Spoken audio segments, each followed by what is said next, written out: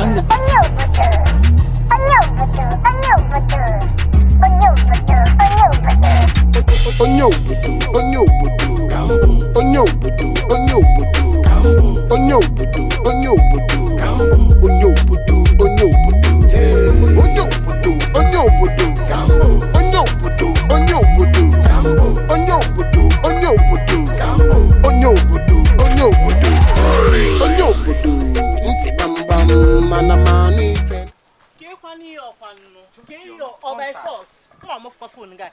Will you keep quiet? What kind of thing is this now?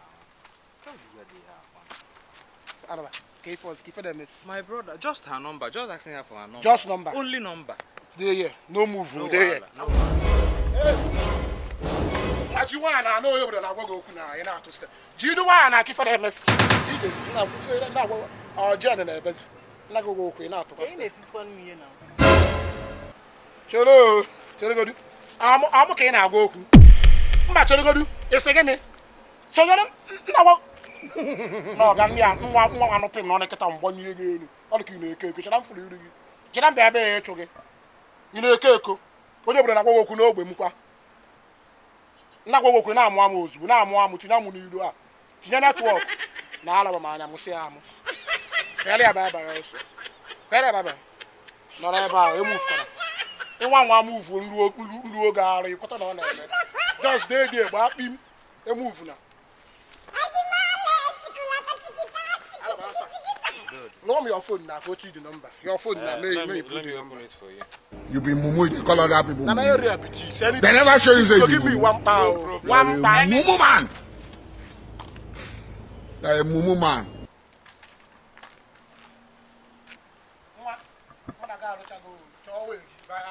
That is not corruption.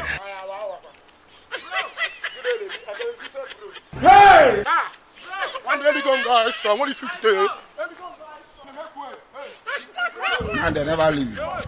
They have left you behind. Bro, my phone. Hey! Bro, I think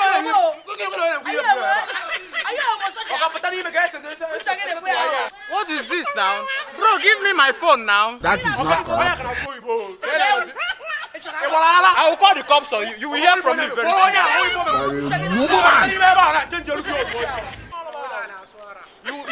You will hear from me. You will hear from me. Criminals. And they never leave you. Shall never be well with They you have people. left you behind. I need to be going to do this thing. Phone can teach her. We voice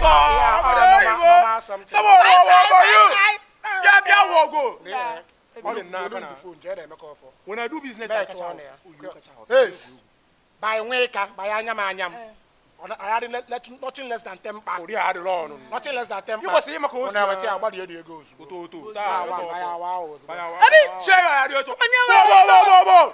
Daddy.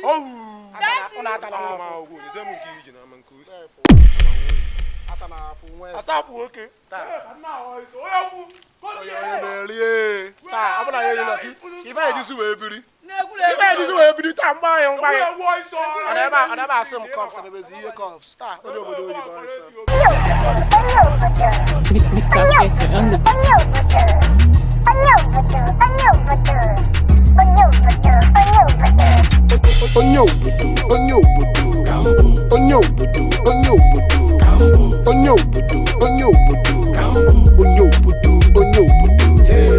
Shots by Bigana Vigras.